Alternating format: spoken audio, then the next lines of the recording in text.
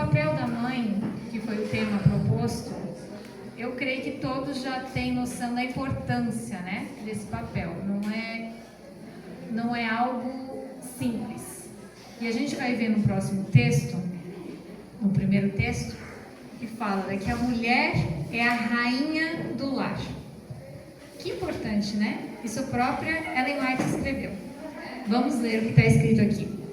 O rei em seu trono não tem função mais elevada que a mãe. A mãe é a rainha do lar. Ela tem em seu poder o moldar o caráter dos filhos para que estejam capacitados para a vida mais alta e imortal. Um anjo não desejaria missão mais elevada, pois em fazendo sua obra, ela está realizando serviço para Deus. Compreenda ela tão somente o elevado caráter de sua tarefa e isso lhes inspirará coragem. Compreenda ela a dignidade de sua obra e tome toda a armadura de Deus para que possa resistir à tentação de conformar-se aos padrões do mundo. Sua obra é para o tempo e a eternidade. Olha só que texto forte, né?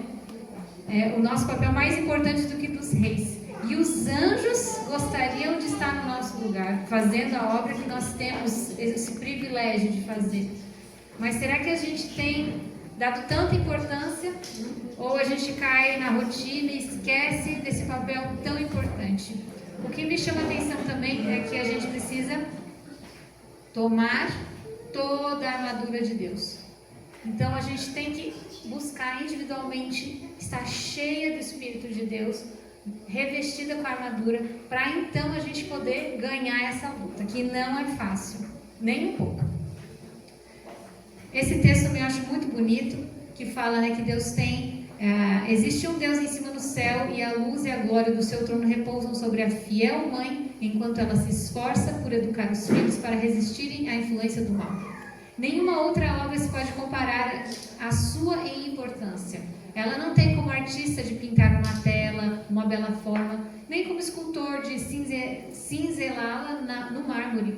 Não tem como escritor de expressar um nobre pensamento em eloquentes palavras, nem como músico de exprimir em melodias um belo sentimento. Cumpre-lhe, com o auxílio divino, gravar na alma humana a imagem de Deus. Olha que lindo, né? É a maior obra que nós temos. É a obra que Deus nos deu. E a gente precisa gastar tempo nos preparando para isso. A minha mãe já, desde quando eu era pequenininha, ela me preparava para ser mãe. Então, ela já foi colocando na minha cabeça, já desde pequenininha. E eu cresci com isso, né? Já lendo livros antes de ter filhos, me preparando para isso. Mas não, eu só fui me dar conta do papel quando a gente realmente está lá, né? Eu romantizava a maternidade. Não, se eu fizer tudo certinho aqui, vai dar certo, né? Não tem como dar errado. Mas a gente vê que na prática, às vezes, não é bem assim como a gente imagina. As lutas são muito grandes. Eu gosto muito, para mim, né, o Deuteronômio 6 é a base. E eu vou falar hoje, vou falar novamente mais aprofundado na palestra de amanhã sobre o culto familiar. Mas vamos rapidamente ler essas palavras, né? Essas palavras que hoje te ordeno estarão no teu coração, então, no coração dos pais, né? Da mãe, no caso, e ensinarás a teus filhos, e delas falarás assentado em tua casa, andando pelo caminho, deitando-te e levantando-te, e as escreverás nos umbrais da tua casa e nas tuas portas. Eu cortei aqui um pouquinho, mas só para a gente ir para a parte que eu gostaria de enfatizar. Como que eu vou ensinar para o meu filho se eu não vivencio aquilo? Então, primeiro eu tenho que passar tempo orando. Quando eu passo tempo orando, meditando, me enchendo da palavra, aquela minha experiência é o que eu vou passar para os meus filhos. Aquilo que fez sentido para mim. Então, quando aquilo faz sentido para mim e encheu meu coração, eu passo para os meus filhos. E como que eu vou fazer isso? Na minha casa, né? Assentado na tua casa. Em que momento? No momento da refeição, no momento do estudo, no momento do culto. Então, toda hora é hora da gente estar falando de Deus. Andando pelo caminho. Eu coloquei esse desenho aqui, porque nós temos um hábito em família, de quando a gente entra no carro nem que seja para ir fazer supermercado, né, compras, a gente vai, tem já o trajeto, a gente vai relembrando. É os 10 mandamentos, são os salmos, é o Deuteronômio 6, e vão relembrando tudo que a gente tem. Se um dia a gente foi falando, deu, sei lá, mais de meia hora, a gente recapitulando os versos que a gente conhece.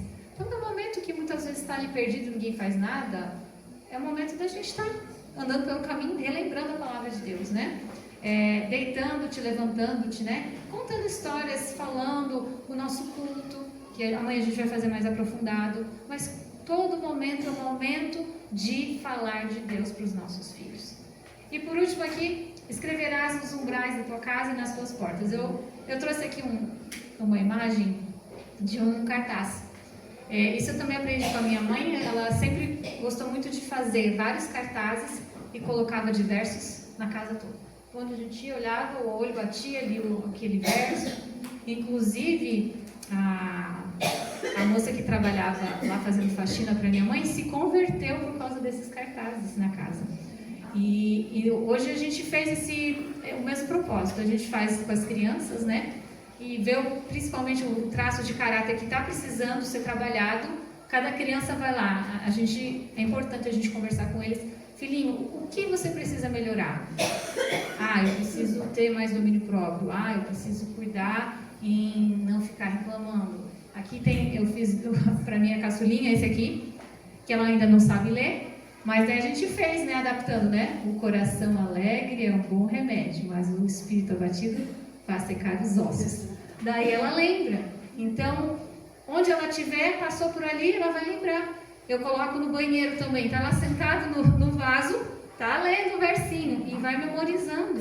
Isso que os judeus faziam, né, com os filhos, tinha nos umbrais, tinha nas portas, para que aquilo fosse natural. O olhar vai fazendo aquilo fazer parte da vida deles, né? A entrada da alma, né? Exatamente, as entradas. Aqui eu só não vou ler, mas assim, só esse aqui que é curtinho, né? Não devem os pais permitir que nada se interponha entre eles e as obrigações para com seus filhos. Hoje a gente vê que tem muita coisa, né? A gente tem tantas coisas para fazer, parece que vão surgindo e a gente não dá conta. Mas a nossa primeira obrigação são os nossos filhos. E ali fala nada. Não é nem igreja, nem trabalho, nem nada deve se interpor. Eles são a nossa prioridade. E eu gostei muito, essa imagem aqui eu acho muito linda, né? Onde é o lugar da criança, né? Será que é protegida no seu lar? Isso aqui é um depósito de criança. Aqui um monte de carrinho, as crianças tudo amarradinha, os pais vão sair e deixam as crianças lá. Às vezes escolas super lotadas com crianças, você não sabe o que eles estão aprendendo, né? As influências. Quando eles estão na nossa casa, no nosso caso, meus filhos nunca foram para a escola.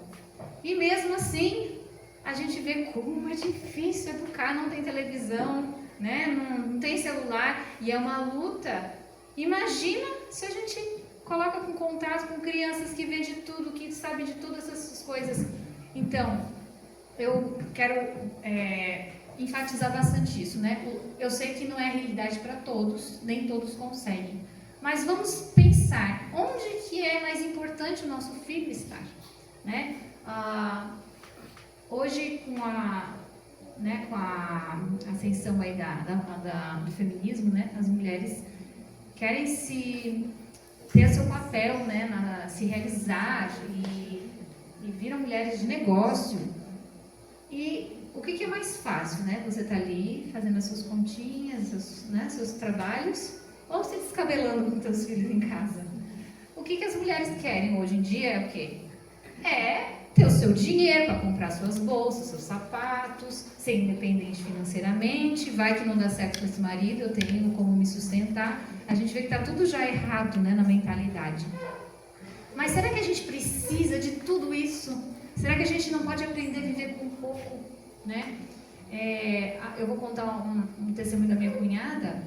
Ela com o seu esposo, ele tem um trabalho, tinha casa, tinha tudo, mas estava meio, né? Eles viviam assim, dava para viver. Mas ela acabou optando, depois de muitos anos, passou num concurso que ela tinha feito e foi morar em outra cidade e ficou o pai com os filhos na outra cidade. Então, já está uns 3 anos nessa situação, os filhos crescendo. Por quê? Porque quer essa independência financeira, né? Será que precisa isso? Os filhos vão crescer sem mamãe perto? Eu gostaria de dar o meu testemunho aqui. Eu fui professora do Instituto Federal de Santa Catarina por 10 anos. E lá eu ganhava, como doutora, eu ganhava muito bem na época. Em 2018 eu ganhava 13 mil reais. Ganhava muito mais que meu marido. Mas eu sabia que o meu plano é ser mãe. E eu não...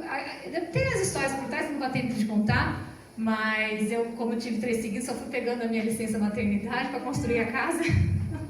Deixei... Quem ficou mais assim com a minha mãe foi a Helena, trabalhava 3 dias por semana, né? Mas o que acontece?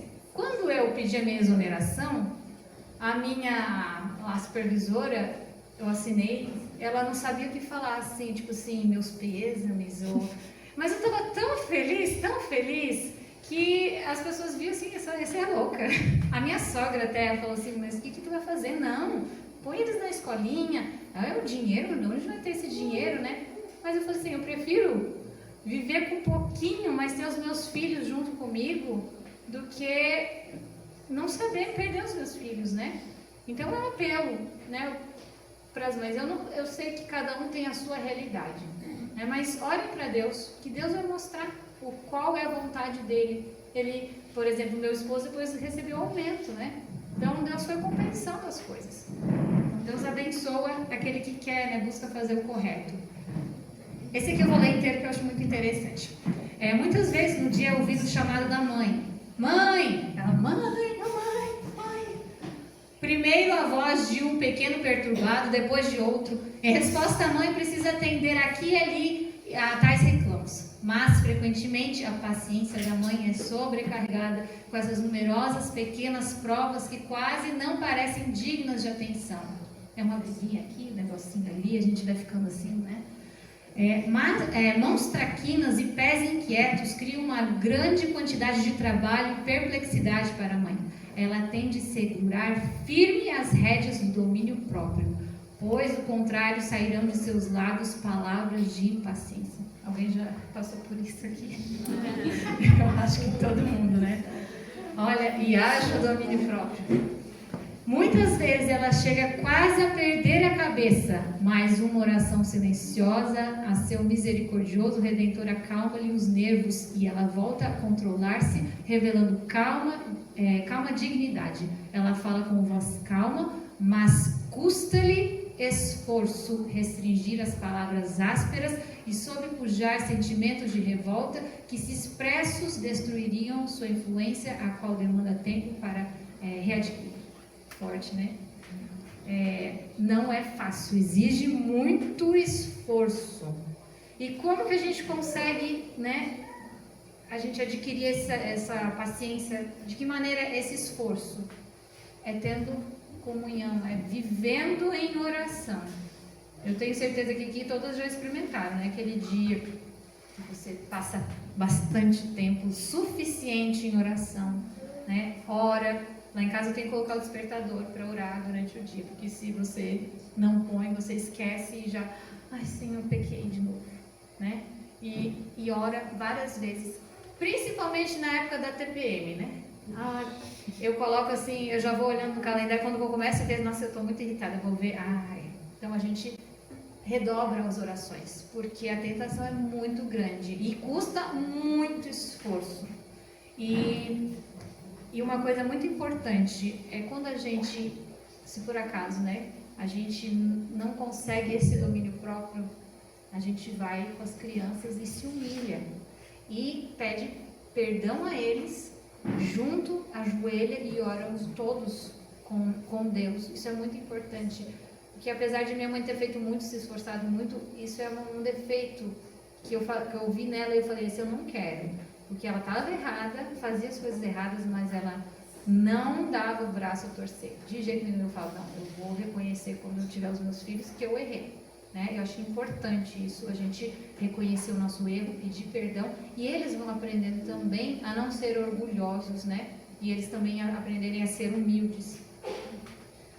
Alguém já teve essa cena assim em casa, aquela cozinha, aquela montanha de roupa para dobrar?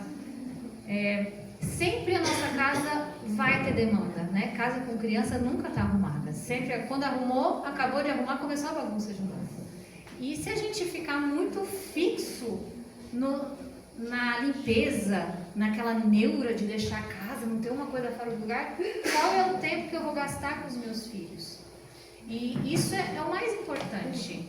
É o tempo que não volta atrás. É um investimento. É um tempo que a gente precisa gastar conhecendo o que o seu filho gosta. Você sabe a comida favorita do seu filho, quem é o melhor amiguinho dele, o que ele gosta de fazer.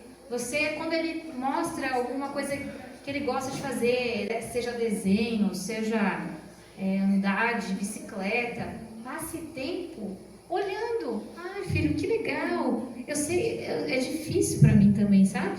Às vezes eu tô cheia de coisa para fazer. Ah, mãe, vem cá. Ah, tá bom. Ah, legal. E continua. Eles percebem, né? Ou quer ver quando tá no celular, né? Tá lá. Ô mãe. Ô mãe. Né? E não dá atenção para a criança. Olha no olho, gasta tempo com o seu filho. Elogie ele. Vai criando esse contato. Porque isso tudo vai ajudar com que ele queira obedecer você. Ele colabore com a disciplina. Se você é um colega, brinca com ele, né, mãe? Tem um horáriozinho, é importante sempre, talvez no final do dia, antes do jantar. Hoje vai ser agora é a hora do tempo com a mamãe. Vamos jogar um joguinho, né? Cada dia uma criança escolhe um jogo. São coisas importantes. Ó, se tudo mais falhardes, sejam completas, eficientes aqui. Se vossos filhos saírem da instrução do lar puros e virtuosos, se preencherem o menor ou mais humilde lugar no grande plano de Deus em fazer o bem ao mundo, jamais se poderá chamar um fracasso a vossa vida e jamais será ela lembrada com remorso. Então pode ficar louça, pode ficar sujeira, claro que não vai ser um chiqueiro na nossa casa, conheço para ajudar, mas não faça que isso seja a sua principal tarefa. A principal tarefa é o seu papel como mãe. Aqui é muito importante, né, o nosso exemplo como mãe, porque a gente às vezes vê nos nossos filhos os nossos maiores defeitos, né? E a mãe, ela é o termômetro do lar. Se a mãe está impaciente, os filhos vão ficar impacientes, né? Se a mãe está feliz, alegre, os filhos vão estar também. Então é muito importante a gente se controlar, porque o marido, todo mundo vai entrar na onda da mãe, né? Que a mãe é a rainha do lar. Então é muito importante, né? As crianças são para a mãe um espelho em que ela pode ver refletidos seus hábitos e comportamento. Como cuidadosa, então, deve ser a linguagem, bem como o seu comportamento na presença desses pequenos aprendizes. Os traços de caráter que ela deseja ver desenvolvidos neles, deve cultivá-los em si mesma. Então, é aquela coisa, não posso cobrar o que eu não faço, né? Então, vamos lá, rapidamente. Tarefas e espiritualidade. Eu, quando amamentava a minha caçulinha, todos eles, na verdade, né? A gente fica assim, eu não consigo ter tempo para o meu culto pessoal. E o que me confortava assim é que Deus entende, né? Deus sabe aquele momento da vida. Então, o que é importante? Quando você faz lá a sua oração, lê, às vezes não é o suficiente como você gostaria, vai lavando louça, ouvindo os áudios da Ellen White, da Bíblia. Isso vai te fortalecendo, aproveita o seu tempo, né? Hoje em dia a gente tem que usar a tecnologia a nosso favor. As prioridades, né? O que eu vou querer fazer? É seguir carreira ou não fazer nada em casa? Hoje mesmo eu estava conversando ali com o Samuel Carvalho. Ele falou assim, mas o que você faz em casa? E à tarde? Eu durmo, eu fico na rede, dormindo o dia inteiro. Daí eu falei, não, eu trabalho muito mais que quando eu trabalhava 40 horas, muito mais que o João. É mesmo? Daí eu fui falando para ele as coisas que eu fazia, ele assim, é verdade, tu trabalha muito mais do que o João. Porque a nossa vida não para, né? A gente não tem horário de almoço, não tem horário de banho, não tem horário de ir no banheiro, é criança 24 horas em cima, então não é fácil. Não tem férias, não tem feriado. Exatamente, não tem, quando tá doente, não tem noite de sono. Então, o que é melhor? Não fazer nada ou ter a sua carreira, né? Qual no final você vai ver os frutos, né? Tem isso também. Cuidar para não perder o foco, né? O meu foco vai ser o quê? Redes sociais, talvez uma roupa, isso, aquilo, coisas que não são o meu foco principal, que é a educação dos meus filhos. Tenho que cuidar com isso. O humor, né? Como a gente comentou. Delegar responsabilidades. Tem mães que querem fazer tudo. Não, você não sabe fazer. Você não sabe. Não atrapalha a mamãe. Lá em casa, comecei a definir. Um dia um lava, são 3, né? Um lava, um seca e um guarda. Daí no outro troca, vai trocando. Nossa, pra mim é muita ajuda. Eles ajudam a fazer uma refeição, arrumam os quartos, aí cada um limpa. Isso é muito... Nossa, me libertou de muito tempo. Então, é importante, já desde pequenininhos, eles terem responsabilidades e delegar. Enquanto um está trabalhando, não dá para o pessoal ficar, né? A gurizada, principalmente maiores, adolescentes, né? A mãe faz tudo e o filho lá deitadão no sofá. Não, eles têm que aprender a ter iniciativa, a servirem, a trabalharem. Cuidar com as entradas da alma. Isso é muito importante. Hoje a gente vê essa questão muito, muito forte de desenhos, personagens. Não sei se alguém aqui já chegou a pesquisar, estudar um pouco sobre isso, mas é muito sério, né? Porque o inimigo, ele usa... já ouviram aquela história, experiência, né? Que ele tinha um preguinho na casa, ele ia lá, o preguinho é meu, põe o que eu quero. É importante você ir ver o que tem no quarto do seu filho, né? Ter alguma revista, alguma blusa com uma estampa, alguma coisa. Eu vou contar a experiência rápida de uma amiga nossa, que a gente deu estudo bíblico. A menina, ela via uma pessoa sentada na cama dela todo dia. E ela tinha pavor. E ela me pediu, assim, ela falou que a menina tinha isso já há muito tempo e pediu o auxílio. Eu falei, olha, Sandra, faça isso. Vai no teu quarto da tua filha, ora para Deus que lhe mostre o que tem ali que está permitindo que o inimigo entre. E que seja personagem da Disney, unicórnio, qualquer coisa que você pesquisa de onde que vem, né? A gente às vezes tem internet aí e não usa. E ela foi lá e ela tinha muita coisa assim que tinha recebido do patrão da Disney, coisa tapete. Ela fez uma fogueira, queimou tudo aquelas coisas. Ela falou, não presta, menina, não vou dar para ninguém nem vender. E fez um fogaréu. A menina nunca mais viu nada. Então, a gente às vezes acha que é besteira, mas é muito real isso. Então, fazer a limpa.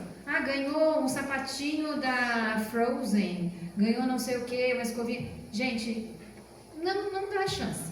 Né? Lá em casa não entra nada de personagem. Adesivo, qualquer coisa, as crianças já sabem, é lixo. Ganhar agora um estojo do unicórnio, já deu no fim. Então, essas coisas, né? É música, é desenho. Por favor, não deixe os filhos verem desenho.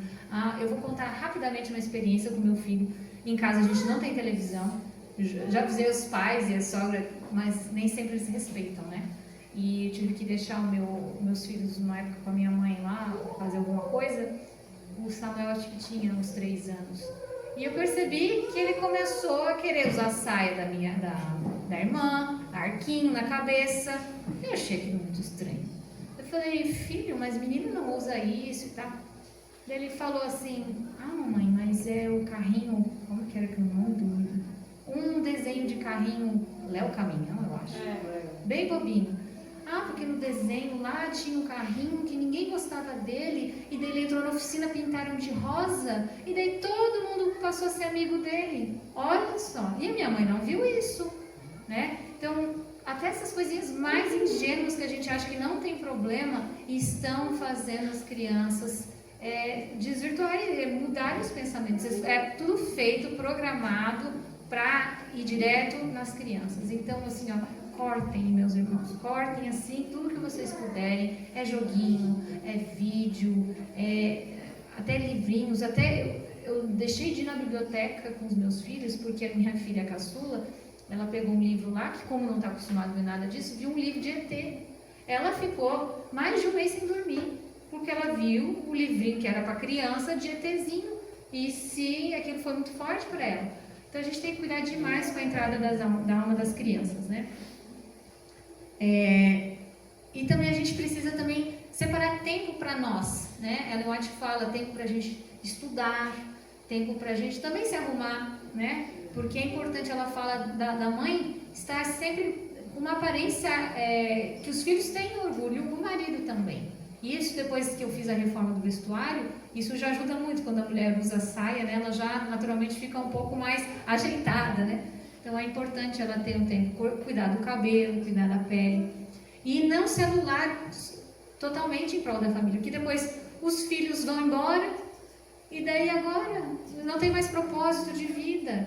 Então é importante você, sim, você cuida da sua família, mas não se anule. Você também é importante desenvolver, né, a sua individualidade. A importância de orar, ensinar os filhos a orarem e orar com eles, né? Quando eles estão lá na cama, né, ajoelha, ora com eles, dê a bênção. É importante dar uma bênção todas as noites nas crianças. Vamos passar aqui essa parte, que já está acabando o nosso tempo. Olha só, o destino de nossos filhos está nas nossas mãos. Se falharem na função, podem levá-los para as fileiras do inimigo, tornando seus instrumentos na ruína das almas. Mas por piedoso exemplo e fiel disciplina, podem levá-los a Cristo e torná-los instrumentos em suas mãos para a salvação de muitas almas. Eu queria encerrar com a história de Susanna Wesley.